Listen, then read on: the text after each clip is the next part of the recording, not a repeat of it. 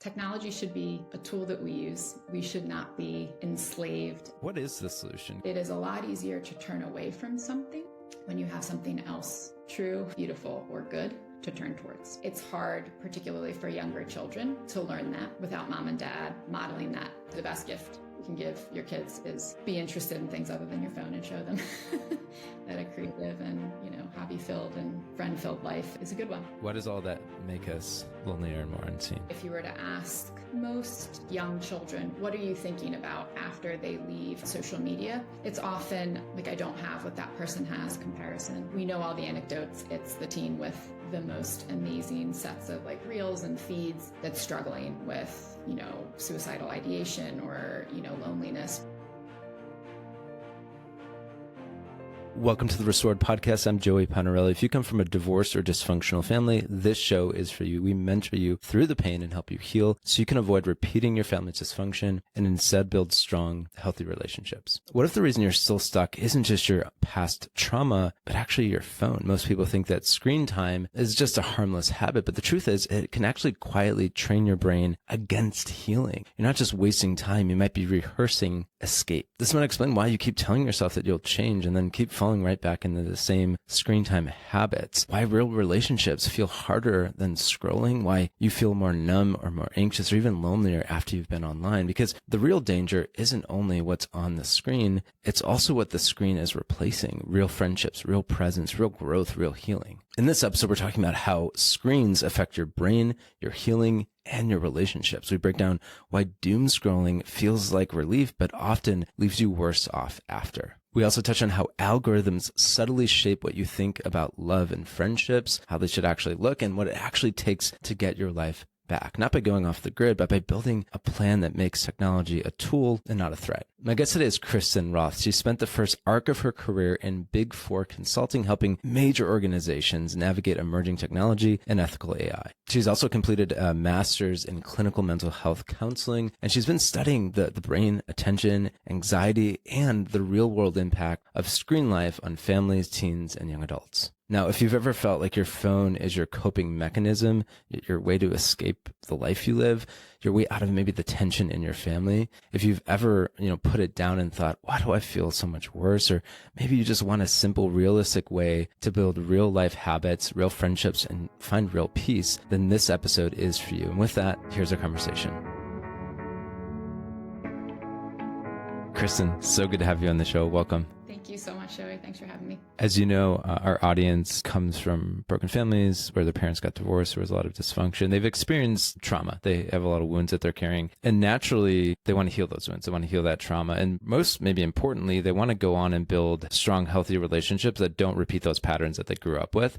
But one of the threats I've been thinking about lately that they face is screens, as good as they can be, particularly the overuse of screens. And what I've been thinking about is that these screens, especially the overuse of screens, really hurt our ability to heal, to grow, and to build healthy relationships. Would you agree with that? And if so, was there a particular moment that you kind of woke up to this fact? Yeah, so I definitely agree with that. I would say there have been a couple milestone moments. I would say there was a distinct moment when one of our daughters was young, and obviously every mother thinks that their kids are the cutest. And I was recording a little video of her doing something sweet, and she just looked up at me and she said, "Are you going to post that, Mom?" And I said, "What's posting?" And that was a real light bulb moment that what was a very intimate familial experience. She was already keenly aware of, I think she was maybe 4, because I've been off social media for a while, that made me really aware of how much of an impact that had on her little, very, continuing to developing brain. So I would say is a distinct one. But there have been a number, but that's kind of the first one that comes to mind in terms of the family life. Yeah, no, that totally makes sense. And kind of where did you go from there? I consider you an expert on this topic, and this is something that I know you're going to be producing more resources around in the future, which I'm really excited about, by the way. But I'm curious kind of what led you from that point to this place that you are now. Yeah, so I spent the first arc of my career in Big Four consulting. So I was helping these large global organizations just navigate all sorts of technology adoption, how to implement emerging technology. And I love learning. Love it, love it, love it. I could go back to school forever if I had unlimited budget. And one of my bosses, super generous guy, Simon, I said like, hey, I want to really learn more about like this AI thing. So he was able to help me go through, one of those executive programs through MIT. And as I learned more about the technology, and I was supposed to be thinking about it and the way that it would be adopted by people in an organization, I just found myself in boardrooms talking about how to do these implementations and how to configure all of that technology in an ethical way so that it was AI enabled but human centered. But every conversation I started having headed back to, I would say, just like the workplace as a community, and then actually to those individuals' families. And so even though I was meant to be talking about things that were very corporate, 9 out of 10 times it was talking about how families were navigating the use of technology and how they were adopting it, particularly, I would say, with children and teenagers. And then the conversation, of course, trickles into adults as well. But I would say that was the general path that led me to starting to study the brain a little bit more. I'm sure a lot of folks have heard of Jonathan Haidt's Anxious Generation, Anna Lemke, Dopamine Nation. Some of those texts were coming online as I started, just as like, for the record, like an educational growth experience, a master's in clinical mental health counseling. And so as I progressed, I started to learn a little bit more about the functionality. And then I realized, okay, now I'm talking more about that a little bit than I am about the core content of my consulting. And so that's kind of when I realized it was time to pivot. Wow. You cover so much ground. And I love how it led you to where you are today. I guess like I want to go a little bit deeper into that before we get into some of the nitty gritty. Like, why do you care so much about this? Like, obviously you had that experience with your daughter, you're working in, big consulting and everything, but I'm curious if there's anything in particular, like, why does this, get you going, like make you want to help people in this area? Yeah, it's funny. When my husband and I first started dating, he had a smartphone and I did not. And we started dating in 2010. So smartphones were, I guess, the ish years on the market. The iPhone was 2007. And I think it started just as like a little bit of a competition, Joey. Honestly, it was like, no, I think I can make it without, maps on my phone. Like I just wanted to cultivate like some of those, like now we call them like 90s skills, right? How to get to a place without navigation, how to, look something up without necessarily like having it in the palm of your hand, how to call a friend and ask for a paint color instead of, going on Pinterest and comparing with thousands of people. And I was, I think at that time, probably just a jealous girlfriend. And so I was like, Jim, you're like on your phone, would you think about going back to a dumb phone?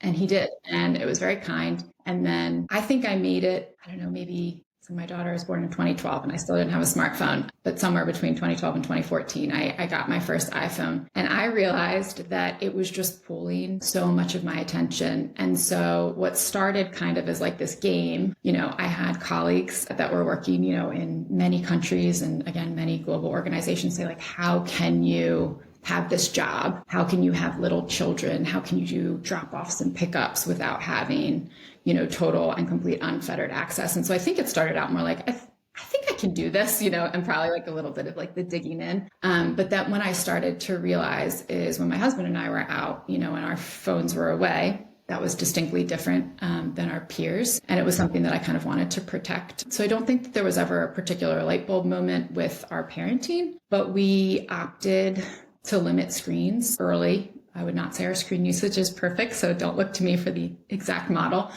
But we thought, I think we had an iPad for about 15 minutes and we were like, this is not having a wonderful effect. Like you could just kind of see the immediate reaction of like the little brain for wanting more and kind of the addictive nature. Then of course we hear, Steve Jobs' children, weren't given access to iPads and all the anecdotes that everybody already is aware of. And I was like, I think we can do it.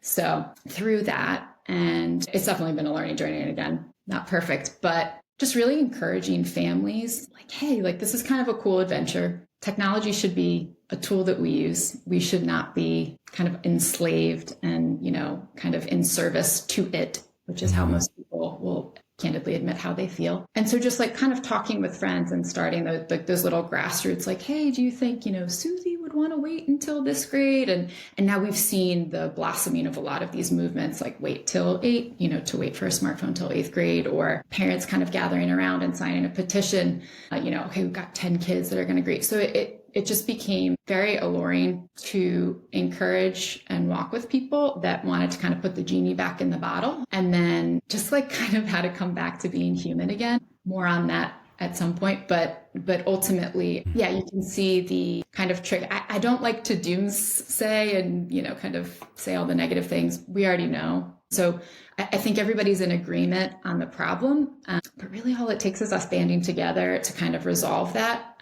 But we're at that tipping point societally, and it's kind of cool. I'm very hopeful. I know you said you have a new little one coming. By the time your son is 15, we're going to look back to now and be like, what goofball decisions were we making as a society? So I think we're figuring it out, and I'm encouraged by that. And that's why, just kind of seeing the unfortunate trade-offs, just made me more and more want to help others say like, okay, I think we can do this. Not that I'm 100% confident, but like, let's step out and try it, and then encourage others to do the same. Love it. That's so good.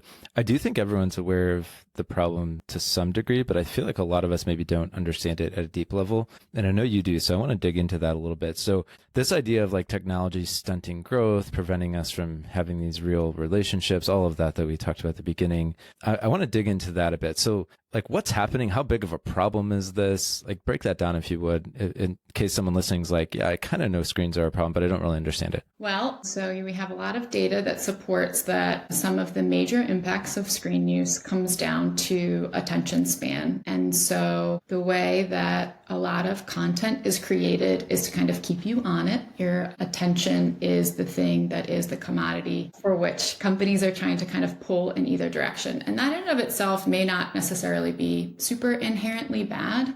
It's more around like when we think of it in the family context. So there are some dangers, right, with the brain and kind of the dopamine cycle that happens with the reward pathway. You kind of have the ability to like step on the gas or step on the brake. And if you keep stepping on the gas of your little brain, then it starts to imitate what we would kind of associate with an addiction cycle, right? So you kind of want more of that thing. It starts to have less of an impact over time. So you need a little bit more of it. And we have a lot of research around that part.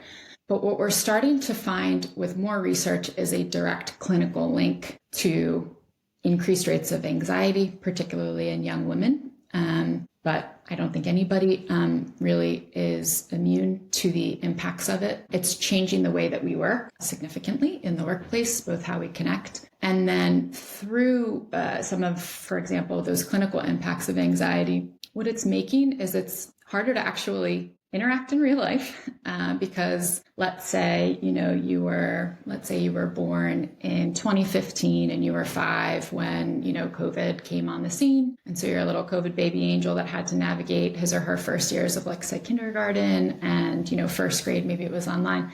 Like that was more the standard for your developing brain of interaction. So it's as unnatural as it might seem to somebody born in the 80s, it became kind of that commonplace thing for a little brain. And then confluence of events, right? So then we have families looking very different than they did. And so with multiple working parents, with families that are navigating households living in different homes, there's a lot more hours of work being taken place by the parents in a way that, technology is being leveraged to kind of help candidly with filling the children's time. I don't want to say babysitting necessarily, but it's just a reality of the way that has unfolded. And so when you have a child who maybe comes home and their leisure is, let's say, gaming for a bit, and maybe they're interacting with somebody online in real life, but then they consume, let's say, some, television content, and then let's say they jump on a Chromebook and then they're doing their homework.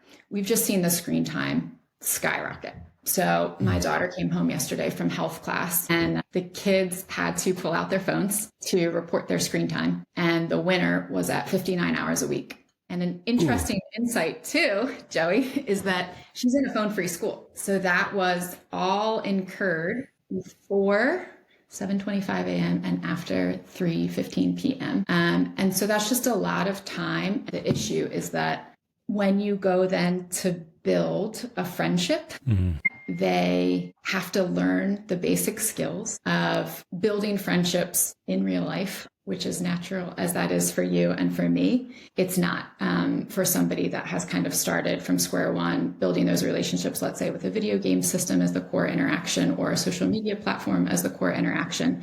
And so ultimately, yeah, we're just doing our best to kind of give those gifts of how to be a friend, because the secondary kind of dovetail trickiness is a lot of these young adults and teens and, even young adolescent children, their expectations around friendship are being driven by an algorithm. And so they have wildly different standards of love and what kindness or, an expression of like tenderness could look like. And candidly, on the flip side, the very kind of dark side of it is they're getting fed a lot of content that's, candidly dangerous. I just saw, somebody kind of create a profile posing as a 14-year-old girl, and within, I think, 2 hours of being on Snapchat and Instagram was already being fed, self-harm content and, a lot of things algorithmically that we're talking specifically about loneliness. And so again, we've all heard the anecdote.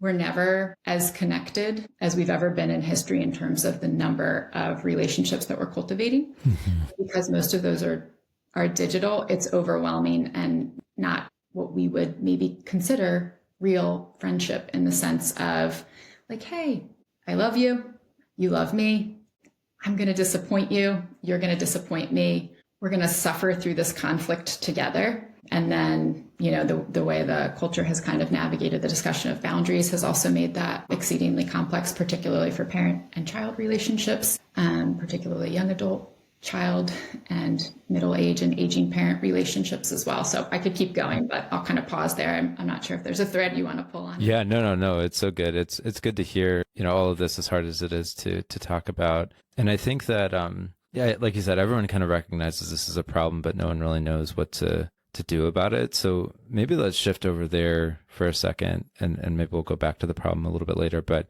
what is the solution? Because I know on some ends, one end of the spectrum is just like to live a totally kind of techless life, which I know for some people either isn't realistic or it's not very attractive. It's like, I don't want that. So I'm curious, like what's the solution, especially for, our audience, like if it's a teenager or young adult listening who, maybe they recognize like, yep, I use a lot of screen time and I maybe need to cut back. So I'm curious, what are the solutions? What are the options? Okay, real talk. If you've been trying to get in shape so you feel better physically and emotionally, but nothing is working, you're not crazy. I've been there myself. I recently read a free guide by Dakota Lane, a certified personal trainer who we've partnered with, that's helped about 1,000 people. And it was really helpful for me personally. In the guide, he breaks down the biggest fitness mistakes that we all make, like under-eating, overstressing, or focusing too much on the scale. And he gives really simple, practical tips that you could actually use, that you can implement today. And so if you're tired of feeling like you're never going to get in shape, just click on the link in the show notes and grab the guide today. It's totally free, and it might just be the thing you need to start feeling healthier physically and emotionally. Yeah, so I would say there's no one call to action. I think it's specific to each individual, and I think it's specific to each family.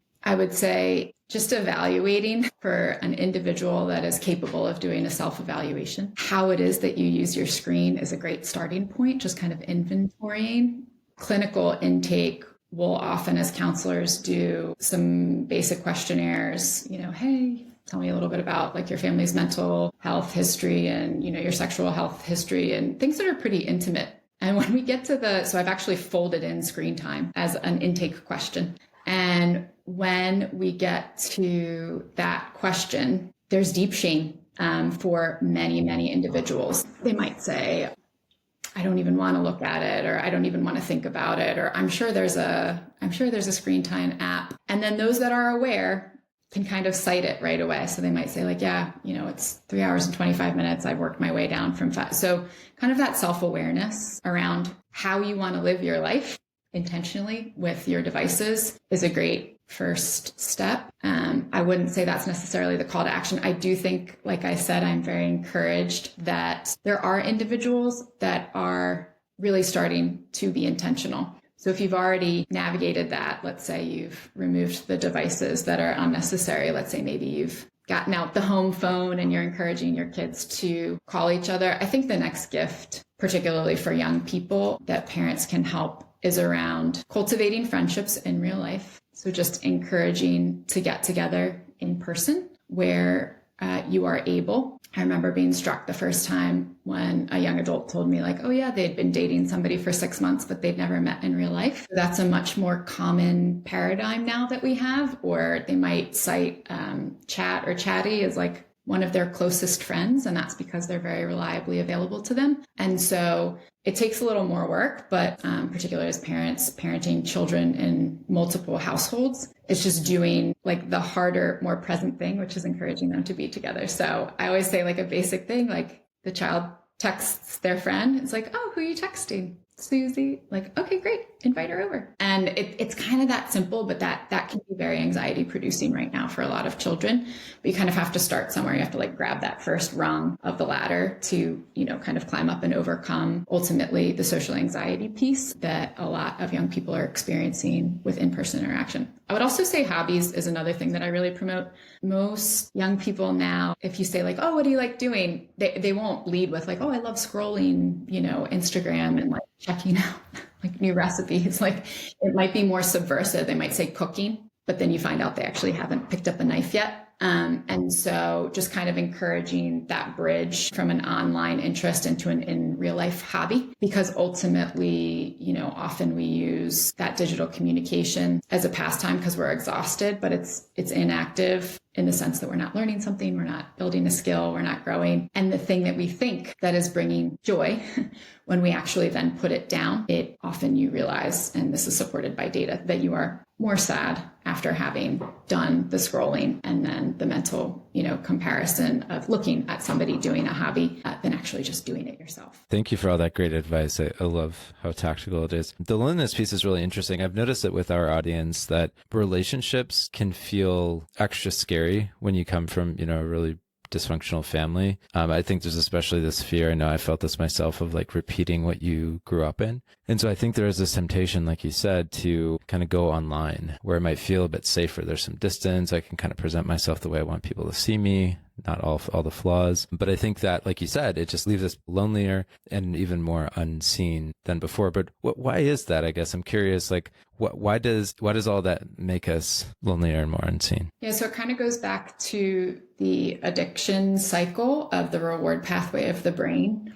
It's kind of the same thing as coming down from a little bit of a high. So maybe the colors and the interaction feels very positive, but you often end up, like if you look at the kind of graph of the actual chemicals running through your brain afterwards, it's kind of the letdown. So that's the more biological explanation. But I would say if you were to ask most like young children, what are you thinking about after they leave an interaction on social media? It's often like, I don't have what that person has. Comparison being obviously a thief of joy we talk about often. It also promotes, I would say, the elimination of suffering, which is not practical. So when folks come in for a session and they'll kind of say like, oh yeah, I'm struggling with this thing, let's say depression or anxiety. We don't eliminate depression. We don't eliminate anxiety. We learn how to suffer well through it. We can reduce it. We can learn tools to more healthfully cope with it, particularly in a family system. We can build up good boundaries for what is and isn't appropriate in friendships, in relationships, to help like rewire the brain around what's been wired very like counter-humanly.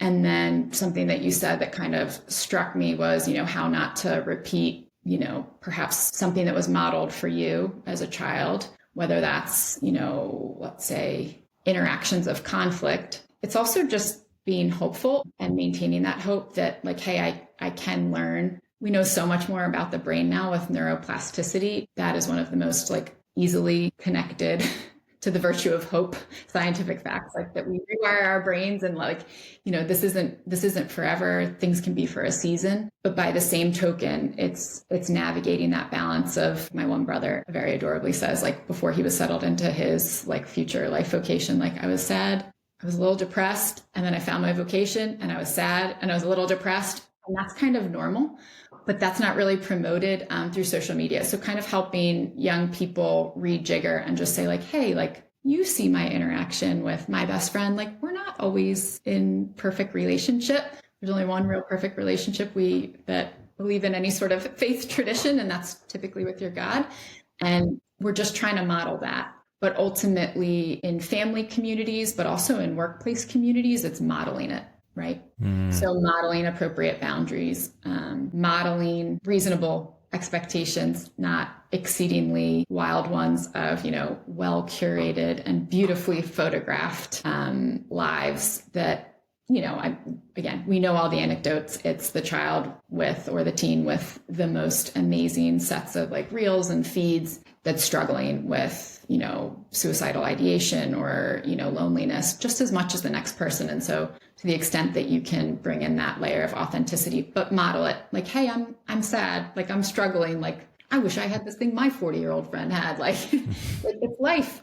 Or, I'm sad. But you know what? This is also some joyful things. We know a lot now more about, gratitude and the positive effect that has on the brain. But again, I think I go back frequently to a huge life skill. We hear a lot about resilience, and resilience is good to some degree, but it's also like when things are sad, when things are tough, when we are suffering, part of it is how to work with it, not like to circumvent it, because that goes right back to that reward pathway and like just kind of the addiction cycle, like eliminate all things that are bad. Well, if you eliminate all things that are bad, that's not how your brain was made. And that's not good for your brain either. So, again, just helping to navigate it, recognize the pockets of joy, embrace that joy when it comes. But yeah. This episode is sponsored by Blackstone Films. They just released a new documentary called Kenny. It's about an ordinary Denver priest who lived like a true father and transformed families and inspired vocations. He would actually wake up at 4:30 every day to do an hour of adoration. His parishioners would ask him to pray for them, and they actually got those prayers answered. Some even call them miracles. He had to shepherd his people through the Columbine shooting, if you guys remember that. Horrible, horrible event. He ate with the families in his parish every night of the week. He hiked with groups of young adults in the Rocky Mountains on Colorado, and he sat with couples on the brink of divorce, even saving a marriage, which they talk about in the documentary. And so if you want a hopeful model of leadership and fatherhood, something worth watching with maybe your spouse or your small group, watch Kenny. The trailer and the full film are now streaming on formed.org. You could just tap the link in the show notes to watch the full documentary or just the trailer. Again, thanks to Blackstone Films for sponsoring this episode and for telling such an inspiring story that I myself watched and really appreciate it. I wonder if what you said, like this desire to eliminate suffering, is why we're seeing like so many suicides. I know there's been so many, even, with people I know, and it's such a sad thing, but I think, I've never heard it put in quite that way. And I think that's so accurate. And I think with our audience in particular, with the young people listening right now, for example, the young adults in particular, I think a lot of them would recognize like, I am using my phone as like a way to soothe myself or to cope with all this pain in my life, all the problems in my family. So I guess like to that person listening right now, you already gave a lot of good advice, but would there be anything in particular you would say if someone kind of came to you and said, hey, this is my coping mechanism, this is my escape, this is my way of like kind of getting out of the problems in my family? What would you say, maybe what's one thing that they can do to maybe help do something a little bit healthier? Yeah, and I want to clarify the question. So are you tying that to self-harm specifically, meaning if somebody is struggling with self-harm or suicidality, or just suffering in general? Yeah, great question. I wasn't talking about that in particular. Yeah, so it's a separate question of more just like a general struggle with like, my parents are fighting, or there's a lot of tension in my family, and instead of maybe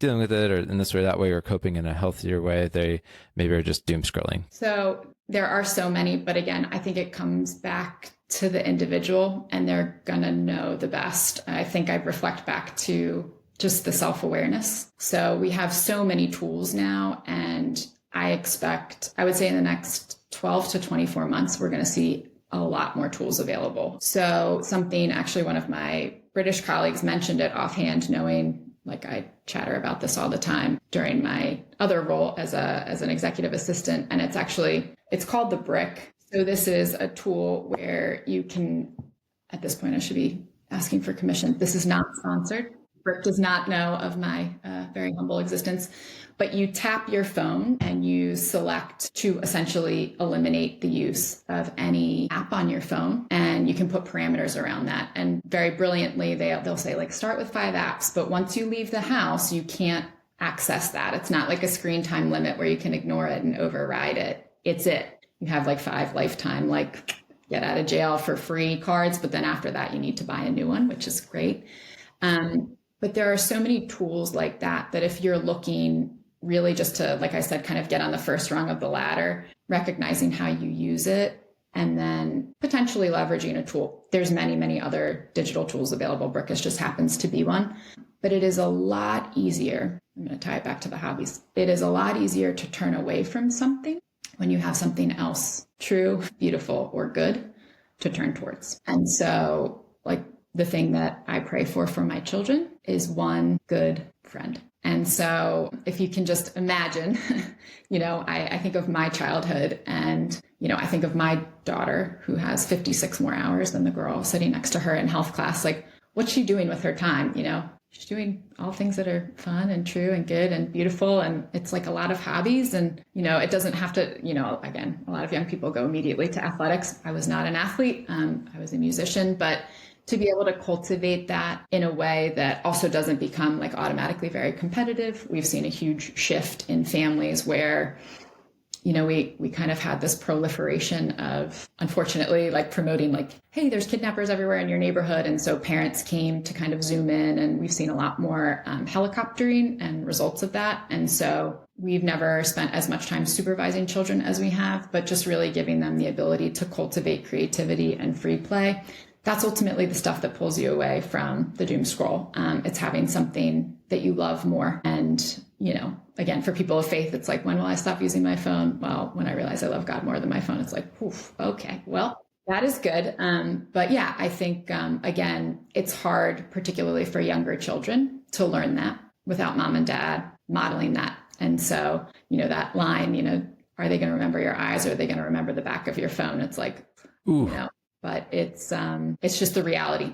So the best gift you can give your kids is be interested in things other than your phone, and show them that a creative and, hobby-filled and friend-filled life is a good one. Yeah, no, I love it. And I think, you're wise to say that it's going to be personalized and customized to everyone. But I think the principles that you're sharing, I think, are applicable to everyone. And I love that whole idea of like a push towards the real, toward, experience, toward even like tangible thing. It's really interesting. Like a lot of my friends now, I'm just looking around to like hobbies they're getting into, and it's like, it's all like away from a screen. It's very tangible. Like, one of them is really into like farming now, and, others are into, other things. And it seems to be, this move towards like feeling dirt or something and not so high tech. Exactly. And we're seeing that with young adults.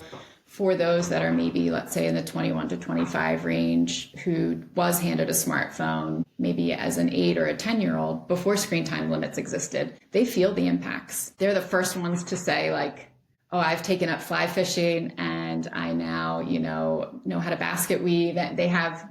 There's such a return to those hobbies for that younger generation. And the first thing that they'll say is, oh, my kids will never have an iPad. My kids will never have a phone. My kid, they lived it, and they know how much they have struggled as a result of it.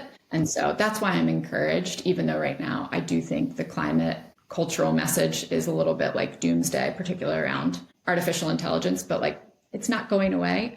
So I'm a big proponent of how do we make this like an exciting adventure where we can provide people the guidance for its good and ethical usage to put the genie back in the bottle in a way that it becomes a tool for us, Yeah, no, I would agree with you on that. And I think there's a lot of good coming too, even though I know a lot of people are being negative, but that's another conversation for another time. Okay. So imagine a young adult's listening right now, and they've heard a little bit of like some of the signs of like, yeah, your screen time is like really high, other things like that.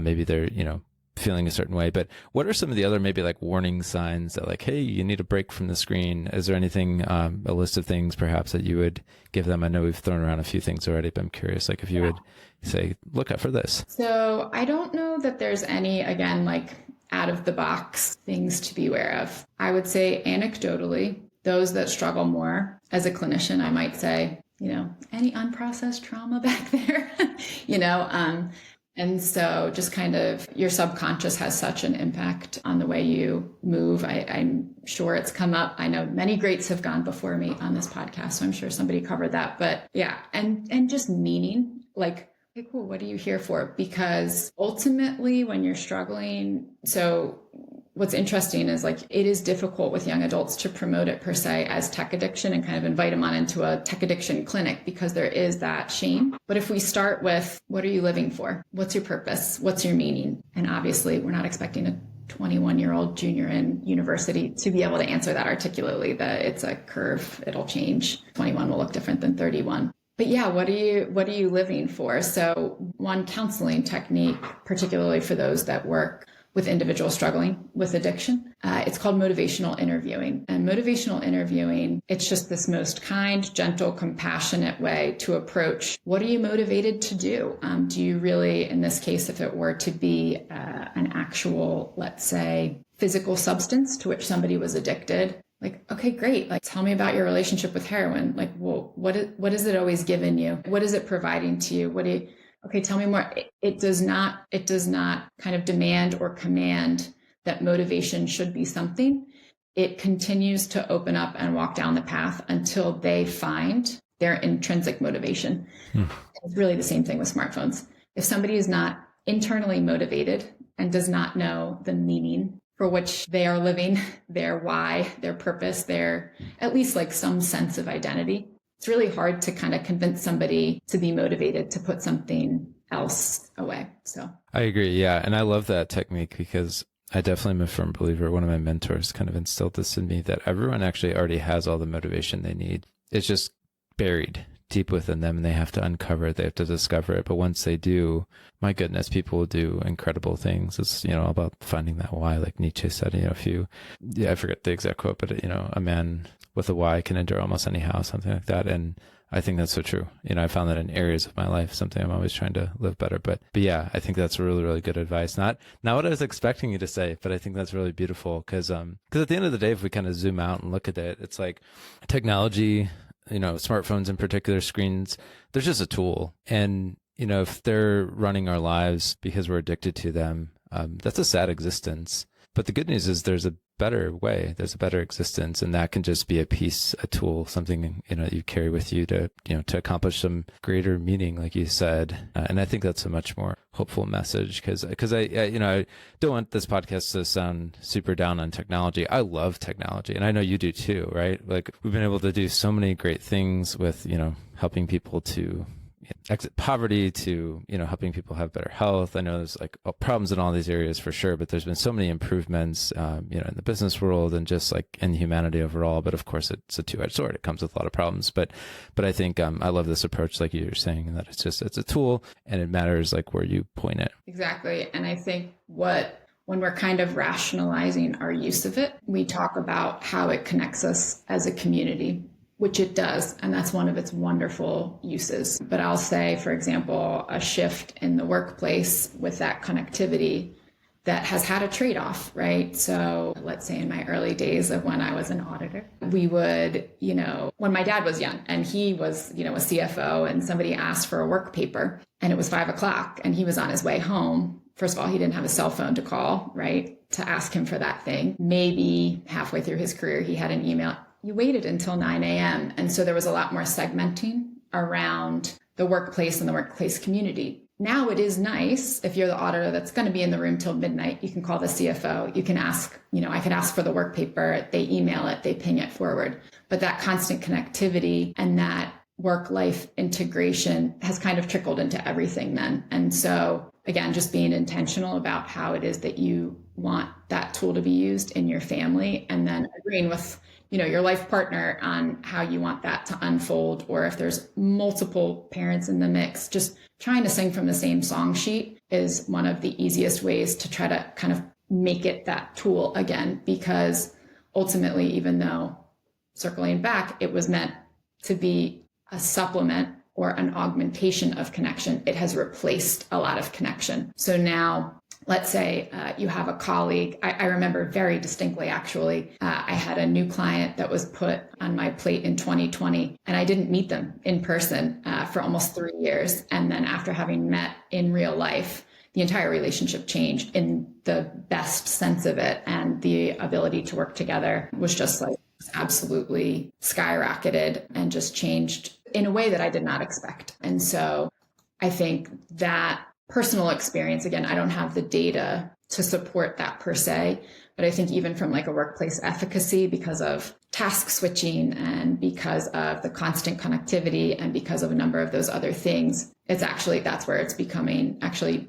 deleterious to our ability to do work well and then to do work in community. And it's the same thing with every community. So schools, you know, PTO, it used to be like just all in-person parents rallying around a thing. And now it's, you know, sign up genius and this and that. And that's not all bad. Some of those things are really good and super helpful, but it eliminates, you know, do you know all your children's friends, parents from having had an in-person interaction? Or is it more like, oh yeah, you know, we set them up to, let's say, play a video game together and they've been at one birthday party and I dropped them off, but I didn't get, so that in-person community. But right now it's funny, there's just still like this little bit of shame around just kind of bopping into the center of a group of parents and saying like, hey, I'm blank blank's mom. And like, you know, it's great to meet you, because we've kind of lost that art of, you know, kind of in-person networking. I know that's something that you're very gifted in, you know, kind of seeing people and putting together their, I call them Venn diagrams. If you never have that opportunity or you're a remote worker exclusively, like you can't bump into anyone in the elevator. Online school is wonderful for some students, but it is harder to naturally develop a best friendship if that person is in Florida and you're in Georgia, you know, those types of things. Totally. No, I've seen that in the work sphere, like you said, without spending too much time in this. I remember just, you know, we had my last company we were completely remote. I was one of the leaders in the company, and meeting the team members was huge. It was just awesome. Just I was able to better lead them, you know, my colleagues as well, like the other leaders, like I was able to, yeah, just work. Like it's like almost like it shifted overnight when you kind of meet them in person. So I think there's something very good and real about that, about, you know, meeting in person. And like you said, it goes into every area of life. So yeah, no, I think there's going to be a lot in the future about doing like real experiences. There's a lot of opportunity there and a lot of people who want that. So no, so good. I was curious, you know, we've kind of thrown little nuggets here or there, but I'm curious if there's any anecdote or story or study that kind of shows the benefits of just getting more of a handle on this. Like what are the results? Like what does the data say, or what do at least stories, anecdotes say about like if you get more mastery over this, it will, you know, maybe make you happier, whatever the result is, especially when it comes to maybe healing and growth and relationships. So I am far from the expert on happiness. But in our broader community, Dr. Arthur Brooks, who I highly recommend, is in fact a happiness expert. So I definitely would gear people towards his body of work, which shows the data that aligns to some of the things that we've been talking about. Those with a purpose and a meaning will for sure have an easier time of being happier more often. We see in Jonathan Haidt's work, instances of anxiety are certainly going to be decreased as screen time decreases. So we have that at this point, like I said, with that tipping point. I think if you come back to me this time next year or this time 3 years from now, there's going to be so much more available data because it now has so very many sets of eyeballs focused on it. But I would say those are just, yes, anecdotally, some of those things that we had already talked about with some of those other experts in those key areas. Love it. Yeah. And one story I would throw in is, you know, when I went to Franciscan University, studying in Austria at that time, I didn't have a smartphone until after college.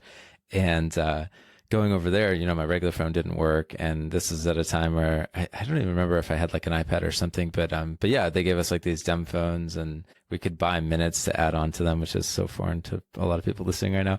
But my goodness, Christen, that was like one of the happiest few months of my life. I loved it. It was so good. You know, just hanging out with friends, the 180 of us who were there, you got to know them real well. Yeah, there were problems, but you know, you work through those problems, and going on hikes, playing sports, you know, going to waterfalls and diving through caves and doing all this, like beautiful, beautiful views of the Austrian Alps. Cold water. You were the original ice bath champion, I'm sure. Not me, but myself. But there was one wired phone down the hallway that we had to share, and like a phone outside. I didn't even have a dumb phone. So. Okay. Yeah. That was abroad. And I remember Skype becoming an actual product when I was a French major undergrad. And it was like mind blowing. Again, that's the joys of both sides of things. The ability to connect with your family at home without it being $17 a minute was great. But then being disconnected from your family at home so that you had these experiences of independence and failing and resolving and, learning in a foreign country, that's so different. I do giggle now because now I hear about students, with cell phones and, taking like Airbnb reservations as they're like walking in. I'm like, there was some gift though in having to plan and learn, but it's cool. You see, I think you're familiar with Andrew Lobacher and the work that he's doing with Humanality and encouraging students to go back to those phones. They're learning life skills that they haven't had the opportunity, I'm sure, to cultivate just because of circumstance. And so totally for it, they will be as formed young adults. Yeah, no. Having to navigate it. Even if it's a little more painful, even if it's a little patience inducing. Life's, as my dad always says, life is a lot about waiting. So the faster we embrace that, but the culture is preaching the opposite. So it is hard a little bit to reconcile those things until we settle in. If you come from a divorced or broken family, or maybe you know someone who does, we offer more resources than just this podcast. Those resources include things like a book, free video courses, speaking engagements, a free assessment, online community, and much more. All of our resources are designed to help you heal from the trauma that you've endured and build virtue so you can break that cycle and build a better life. And so if you want to view those resources for yourself or someone that you know, just go to restoredministry.com/resources or click on the link in the show notes. Yeah, no, and there's these big machines, like you said at the beginning, that want all of our attention. And so we're fighting an uphill battle. But I agree. I think that the pendulum's going to swing and we're going to see some real change. Yeah, so good. And maybe one challenge I would leave people with, and feel free to throw something in as well, is just like, whether you're married or not, sitting down, if you're married, with your spouse, fiance, whatever, and just coming up with like a simple plan of like, this is what we want our family to do when it comes to technology. Or if you're, just a single person on your own, this is kind of how I want my life to look. Because I think so often in my life, it sounds so simple and so basic that I'm, almost too simple to be effective. But it's like we just lack the design aspect, the intentionality. And when we actually sit down, we realize, no, this thing has been kind of on autopilot, controlling me, dictating what I do. And I just want to be the one in charge. And I think everyone wants that. And so maybe that's one challenge, whether you, put the phone away, get out a piece of paper and a pen, which I know sounds kind of foreign, and maybe write out a little bit of like what you want that to look like. For my family, what that looked like is we were spending too much time watching movies. We don't watch like regular TV, but it was just too much time on movies and screens. And so we actually just took the TV down. And it was just an experiment that we were just running. Like, let's just do this for a month and see what happens. We could always put it right back. It's going to take, 15, 20 minutes, but it's still sitting in another room we're not using. It's awesome. Now, we still will watch movies from time to time on a laptop or an iPad, but that's like even, limited now. So we feel we're in a much better spot. The iPhone, I'll have to report back to you guys on that one. I'm doing, I do better, but I feel like I can improve there. But I think that sort of intentionality, not that we've done it perfectly by any means, I think is one of the keys. So that would be my challenge. But what would you say? Yeah. So building off that, I think it's, again, making your individualized and tailored plan. There are so many tools now and so many people that are navigating the creation of materials to help you. So I mentioned Humanality. They're encouraging people to build like just in real life villages.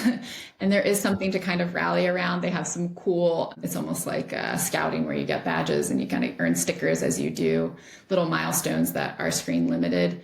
I talked already a little bit about the brick. One thing that we do in our household, every child that comes through the door, we have the talk the first time they visit us, that phones live in our phone charging basket. They are welcome to stand next to the counter the entire duration of the play date. They are not permitted. They are always allowed access to their phone, but it has to be plugged into the wall, which you can kind of watch. I mean, my children's friends are all adorable and amazing. But you can kind of watch. It takes a few minutes to like untether. Like they're like, okay, like they're walking past it in the kitchen. They're like trying to, okay, or they might check it a few times at the outset, but far and away, once the phones are away, they just play. And they play age appropriately in a way that they wouldn't if the cameras were out and the recording was going, and they just get to be little. So that's kind of like a cool way. So Jimmy and I try to do that. My husband and I just put your phone away. So it kind of takes like the no phones at the dinner table to the next level. And then, but I would echo what you have already said. When I give talks in communities, we have a guide for how to go through some of those questions as a family and as a family plus community, because often families are living in 2 or 3 households in a community. And like I said, when you're kind of singing from that same song sheet, it makes it a little easier to be consistent so that it's not like, well, when I'm at dad's house, I get to do whatever I want. When I'm at mom's house, she makes me put. So just having that real unified front, particularly in co-parenting, is a wonderful way to help reinforce that. I will also say that every time I call a mom or a dad and I tell them about our phone rule, just so that they know, call the house phone if you need your child, because they're not going to text you back because it's in the basket. Yeah. I'm always bracing myself like they're going to be upset. And I've never been met with anything other than, that's awesome. Wow. And everybody's supportive. Oh my gosh, I wish we did that. And then I say, like, we can too. Like, let's try to do it. Because a lot of that, even when we talk about, big tech, it's like, if we didn't use it, it wouldn't exist, right? We're the ones that are promoting and perpetuating its existence. So. Dang. So good on that note. And I love that. And those questions, is there any way for people to get access to those? That's okay if not. I just figured I'd ask. Yeah. If you don't mind sharing my contact information, I'm always happy. But we call it, again, positive spin, like a whole family or a whole community adventure of how to navigate just digital well-being. Because when it is a tool in service to us, our well-being is higher and healthier and happier. Good deal. Awesome. Yeah, maybe we'll try to put a link to it just so you don't have to coordinate all that. But that's amazing. Well, it's so good to have you on the show. I'm really glad that we had this conversation. 2 final things. 1, how can people find you online? And then 2, I want to give you the last word.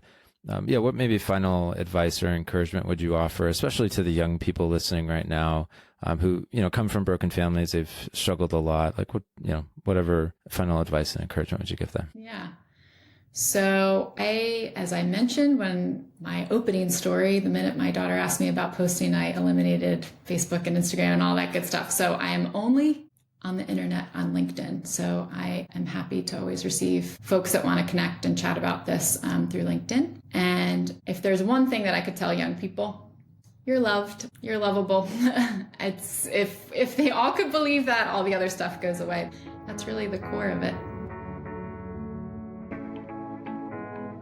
That wraps up this episode. If this podcast has helped you, feel free to subscribe and rate or review the show. You'll avoid missing future episodes and help us reach more people too. In closing, always remember you're not doomed to repeat your family's dysfunction. You can break that cycle and build a better life. And we are here to help. And keep in mind the words of C.S. Lewis, who said, you can't go back and change the beginning, but you can start where you are and change the ending.